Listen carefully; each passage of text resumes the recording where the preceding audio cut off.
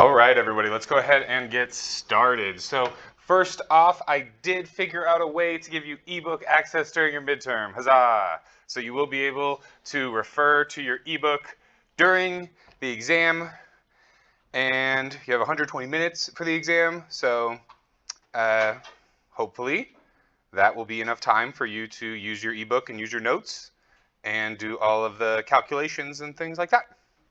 So I made that change. Has anybody taken the midterm yet? I don't believe anybody has, last time I checked. I'm waiting for Friday for the review stuff. I figured as much.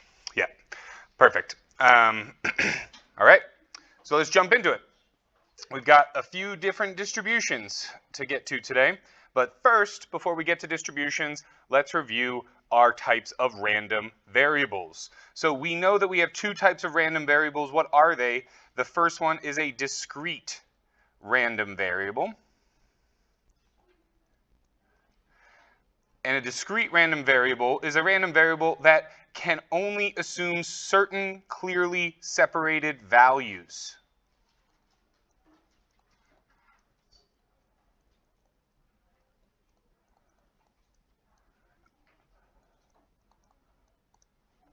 So examples of discrete variables would be tossing a coin 3 times and counting the number of heads.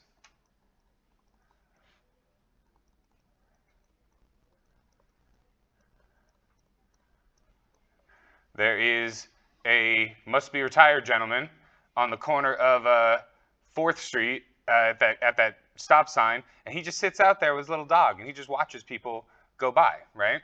And I think to myself, is he counting the number of people that are going by or counting the number of people that aren't stopping at the stop sign? And if he was, that would be a discrete random variable, right? The number of people not completely stopping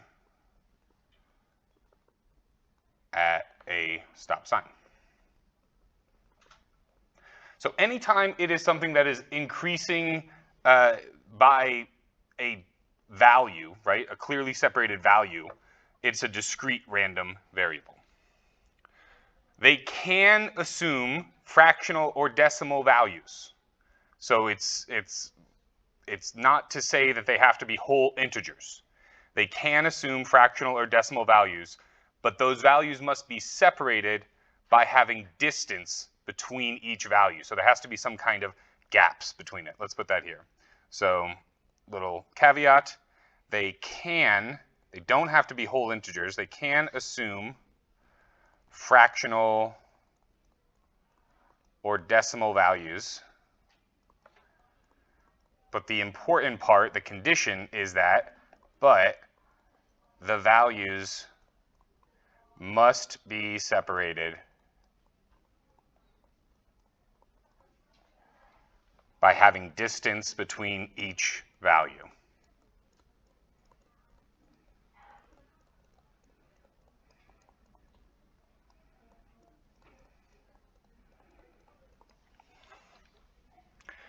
So is that clear to everybody what a discrete random variable is?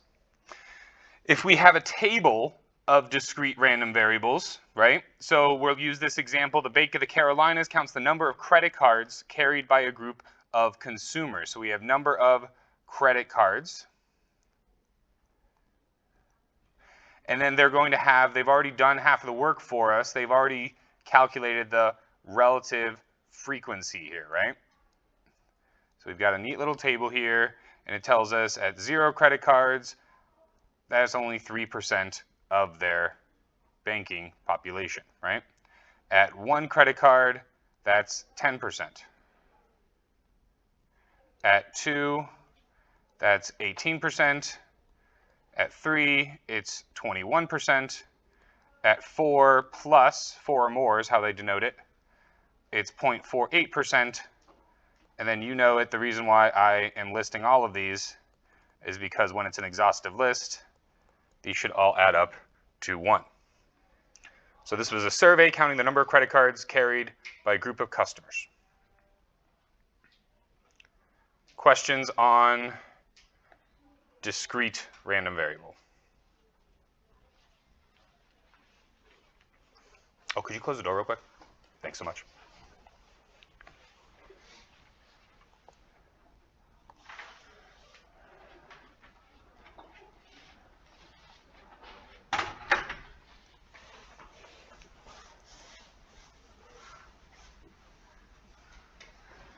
So our second type of random variable is a continuous random variable. This is a type of random variable that can assume an infinite number of ranges.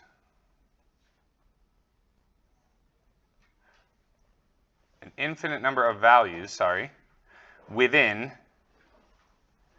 a given range.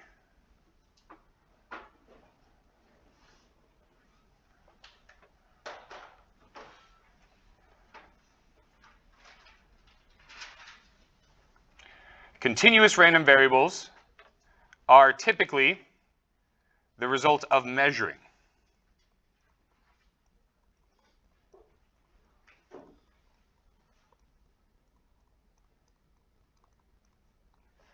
Some examples of these would be, the time between a flight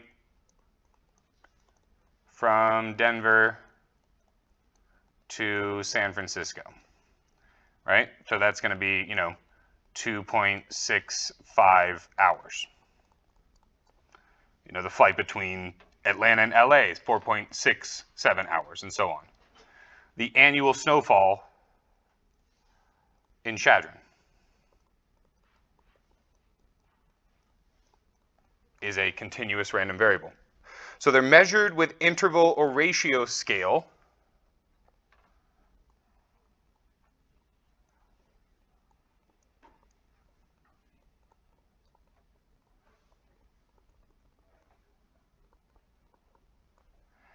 And the likelihood of these continuous random variables can be summarized with a probability distribution. We'll cover that in the next chapter.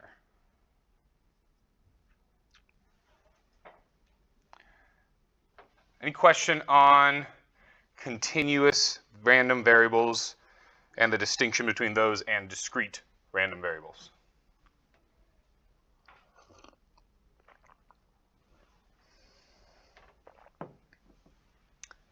Excellent.